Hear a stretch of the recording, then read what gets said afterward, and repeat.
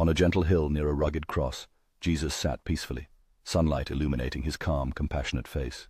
He lifted his hands slightly, as if blessing the gathered children and animals, saying, "Let your hearts be anchored in love." The air was warm, but a dark storm gathered slowly on the distant horizon, hinting at a coming tempest. Children gathered close to Jesus, their eyes filled with curiosity and wonder as they listened intently. Jesus looked at the kids with a gentle smile and began speaking softly but clearly. "Blessed are the meek, for they shall inherit the earth."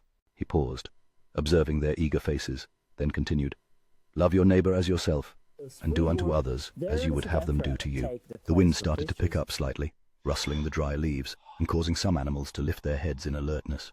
Jesus pointed to the horizon where the storm was brewing, saying, "Even in the face of darkness, you must trust in God's light."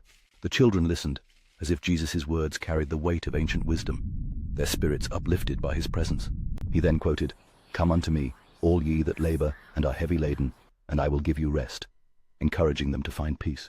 The storm on the horizon grew darker, yet Jesus remained serene, a steady figure amidst the gathering clouds.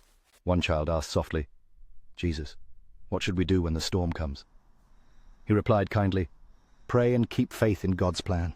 He looked out toward the horizon again, his voice steady and reassuring as he added, "In every storm, remember God's promise of hope and salvation."